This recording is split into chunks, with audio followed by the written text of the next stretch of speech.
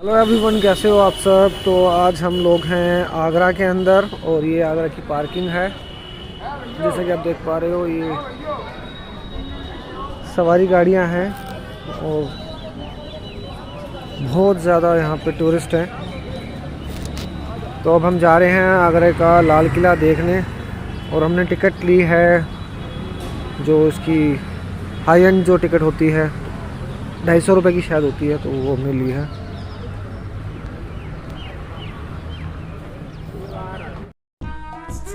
तो आइए दोस्तों, करते हैं एक्सप्लोर अपना आगरा शहर और आगरा का ताजमहल। तो फ़िलहाल अब हम लोग पैदल चलने का हम लोगों ने निर्णय लिया है, क्योंकि जो हमारे साथ थोड़ा सा एज में ज़्यादा थे तो उनको हमने उसमें भेज दिया। जो यहाँ की सवारी गाड़ी है उसका भी फेयर बहुत सस्ता है, ज़्यादा नहीं है, 20 रुपये पर सवारी लेते हैं ये लोग। और यहाँ से तकरीबन 1 किलोमीटर दूर है और ये पूरी मार्केट है, जो ताजमहल की बाहर की मार्केट है। 1 किलोमीटर लंबी पूरी ये मार्केट है। इसमें आपको रिजॉर्ट वगैरह, पार्किंग वगैरह सारा कुछ मिल जाएगा और यहाँ देखते हुए थोड़ा टाइम पास भी हो जाता है। छोटी मोटी शॉप दुकानें हैं, छोटी बड़ी सारी ही दुकानें हैं, जहाँ पे आपको कैप, खाने का सामान, चश्मे वगैरह, गॉगल्स वगैरह सारा कुछ आपको यहाँ पे मिल जाता है। तो वैसे जो मज़ा पैदल चलने में है ना दोस्तों, यहाँ पे वो सवारी गाड़ी चलने में नहीं है। और यहाँ पे रिजॉर्ट बना हुआ है, काफ़ी अच्छा रिजॉर्ट है ये। ज़्यादातर फॉरेनर जो नज़दीक रहना चाहते हैं ताजमहल के, तो यहाँ रहते हैं। और ये एक दुकान है जिसके अंदर हमने एक्सप्लोर करा, देखा क्या क्या सामान है, तो दिखा थोड़ा बहुत। यहाँ पे मंदिर वगैरह भी बने हुए हैं ताजमहल के गेट के बाहर। और ये ताजमहल का एंट्रेंस गेट है। हालांकि एंट्री इधर से नहीं है, एंट्री आगे यहाँ से। अब हम लोग लेफ़्ट जाके एंट्रेंस अंदर जो अपना हमने जो टिकट लिया है उसको दिखा करके फिर हम अंदर एंट्रेंस करेंगे। मार्केट काफ़ी बड़ी है यहाँ की और काफ़ी शानदार है। और ये पीछे का गुंबद बना हुआ है एक, और ये एंट्रेंस है। इसमें जो फॉरेनर्स की लाइन है वो साइड में है, जो तकरीबन 1100 रुपये का टिकट है फॉरेनर्स का। और इंडियंस की लाइन ये है जिसमें आप 50 रुपये से लेकर 250 रुपये तक का आपका टिकट है। अभी हम लोग जा रहे हैं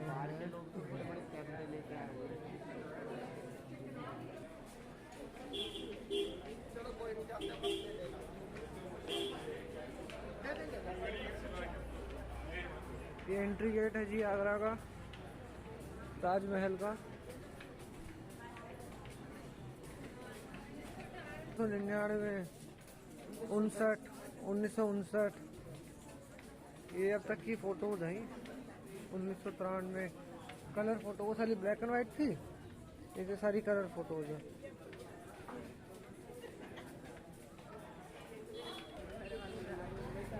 हम पहुंच गए। 1630 ई में शुरू हुआ आगरा के ताजमहल का कार्य, 22 वर्षों तक चला। 22 year, it's been 22 year to it's completed. 20,000 मजदूर, 20,000 लेबर इसमें लगी, जिन्होंने 22 वर्षों में इसको रेडी करा। 60 फीट ऊंचा इसका मुख्य जो मेन गुंबद है वो है और 80 फीट चौड़ा है। मुग़ल बादशाह की मोहब्बत और शिद्दत का परिणाम ही ताजमहल, जिसे खूबसूरती का नायाब हीरा कहा जाता है। गुंबद नुमा इस इमारत को जब आप सिर उठाकर देखते हैं तो इसकी नक्काशीदार छतें और दीवारें किसी आश्चर्य से कम नहीं लगती। यमुना नदी के किनारे सफ़ेद पत्थरों से निर्मित अलौकिक सुंदरता की तस्वीर ताजमहल न केवल भारत बल्कि विश्व में, वर्ल्ड में सबसे ज़्यादा पहचान बनाने वाला एक कुदरत का नायाब नमूना है। आगरा में तो जैसा कि आप लोग देख पा रहे हैं, ये मेन गेट है इनका। आगरा का मेन गेट है आगरा के ताजमहल का, जो हम लोग एंट्रेंस लेंगे इसके अंदर। और यहाँ पे कुछ नोटिफिकेशंस हैं लिखे हुए। जो हमें अंदर जाने के लिए बताए जाते हैं। शायद बहुत से लोगों को ये नहीं पता कि ताजमहल का पूरा नाम क्या है। ताजमहल का पूरा नाम दीवाने खास ए खुसरो। ये एक मकबरा है, मुग़ल सम्राट शाहजहां की मुमताज़ महल की याद में बनाया गया था। इसे अंग्रेज़ी में ताजमहल के नाम से ही जाना जाता है। ताज का अर्थ है ताजमहल और महल का अर्थ है मकबरा या महल। इसका अर्थ था ताज का मकबरा या ताज का महल। ये भारत की प्रमुख धरोहरों में से एक है और विश्व की आर्किटेक्चर श्रृंगार के रूप में इसको जाना जाता है। 1653 ईस्वी में पूरा हुआ था इसका काम और 2023 में ताजमहल लगभग 370 साल इसको हो गए हैं 2023 में। ये भारत के सबसे प्रसिद्ध पर्यटन स्थलों में से एक है और इसकी सुंदरता फिर भी कम होने का नाम नहीं लेती, क्योंकि ये बहुत ही शानदार और तरीके से बनाया गया है। उस समय के जो कारीगर थे इसके, जिन्हें बगदाद से बुलाया गया था, उन्होंने इसको बनाया था और बहुत ही शानदार तरीके से नींव रखी गई थी। 22 साल लगे थे। बहुत लंबा समय होता है और 22 साल के बाद में भी पूरा नहीं हुआ। इसका काम फिर भी थोड़ा थोड़ा चलता रहा, जैसा कि इतिहासकार बताते हैं। ताजमहल को बनाने में मुख्य रूप से एक बड़ी कारीगर टीम शामिल थी, जिसके एक महान कारीगर शामिल थे, प्रमुख वास्तु निर्माता उस्ताद अहमद लाहौरी। ये इसके मेन जो आर्किटेक्चर जो था वो मेन था उस्ताद अहमद लाहौरी, एक आदर्श मुग़ल वास्तुकार जिन्होंने ताजमहल की नक्काशी और निर्माण की संरचना का प्रबंधन किया। उन्होंने ताजमहल की अद्वितीय आर्किटेक्चरल शैली का निर्माण किया और मुग़ल संस्कृति और स्थापत्य कला के साथ साथ परंपरागत भारतीय शैली को भी शामिल किया।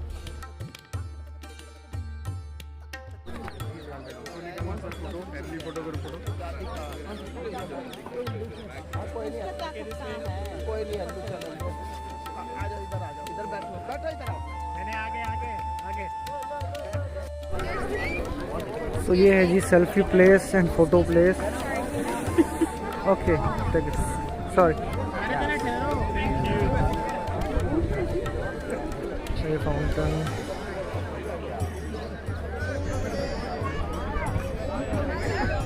Very good place. ये मकबरा काफ़ी शानदार।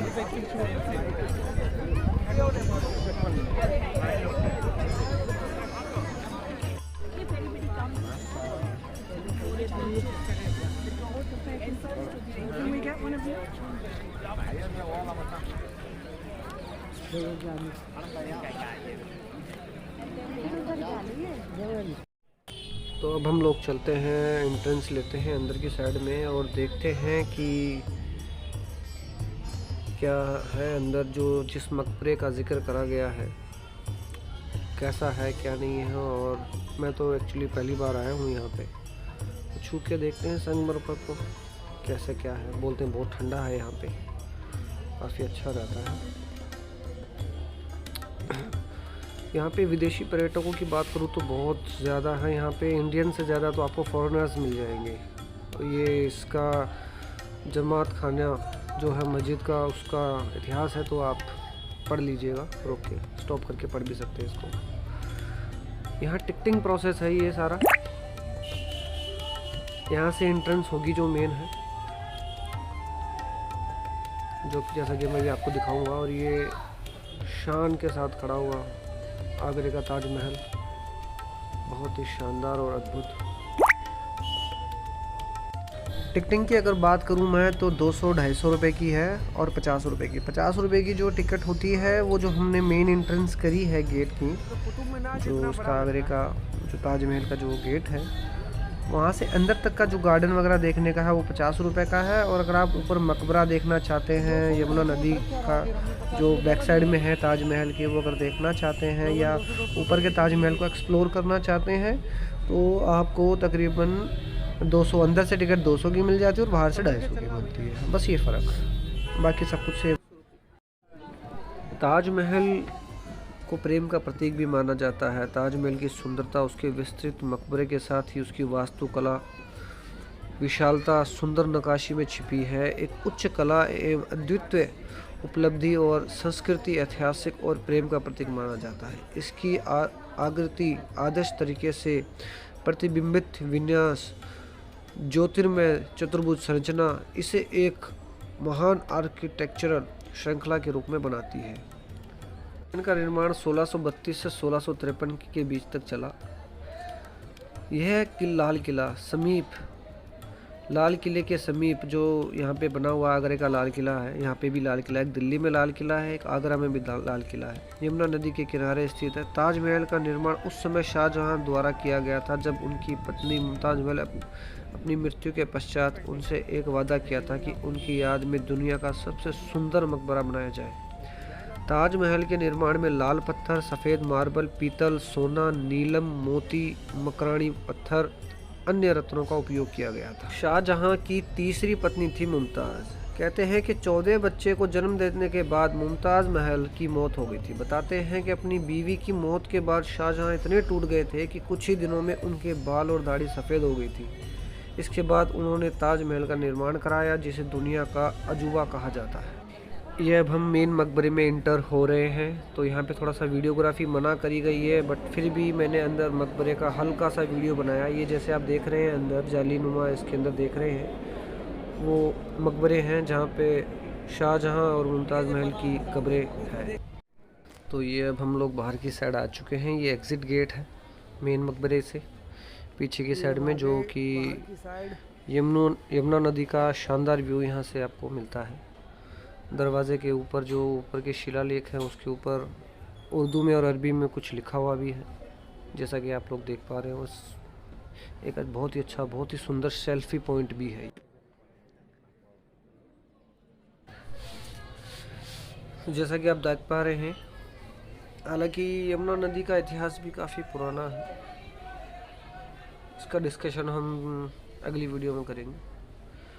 और ये गुंबद बने हुए हैं, 4 बड़े बड़े गुंबद, और इनके जो दरवाजे हैं ताजमहल के, जो जिसपे उर्दू में और अरबी में कुछ शिलालेख लिखे हुए हैं, जैसा कि आप देख पा रहे हैं। काफ़ी तादाद में रश बढ़ा है यहाँ पे। कोरोना के टाइम पर इतना कुछ नहीं था, बिल्कुल ही सूना पड़ा था माहौल। विदेशी पर्यटकों का तो नामो निशान भी नहीं था। अभी सैलानी काफ़ी अच्छे हैं, टूरिस्ट बहुत ही ज़्यादा मात्रा में है यहाँ पे। उस दौर में ऐसी कोई मशीनरी नहीं थी, इतना कुछ वो नहीं था, फिर भी इतना बढ़िया अद्भुत कला का प्रदर्शन जो आर्किटेक्चरल इन्होंने करा, इतना शानदार बिल्ड करा ताजमहल को, मतलब विश्वास ही नहीं। इसीलिए इसको 7 अजूबों में रखा जाता है। और आज भी मतलब ये एक तरीके का है कि इसके जैसा कोई नहीं है। ताजमहल दूसरा कुछ नहीं हो सकता। बहुत ही शानदार, बहुत ही ज़बरदस्त, उम्दा कलाकारी। हम लोग ताजमहल के बाहर की साइड में आ चुके हैं। सामने जो इसके बाग बने हुए हैं, बाग में आप देखेंगे आंवले के बहुत अच्छे अच्छे पेड़ लगे हुए हैं। और ये जैसा अगर देख रहे हैं बरामदा बना हुआ है, इसके लेफ्ट हैंड साइड में आपको टॉयलेट और बाथरूम की सुविधा मिल जाएगी। और काफ़ी अच्छा ये बरामदा बना हुआ है। उस टाइम में ये जो मज़दूर हुआ करते थे उनके लिए बनाया गया था। ये यहाँ पे वो लोग रहते थे और अपना खाना वगैरह, सोना, सारा कुछ यहीं पे करते थे।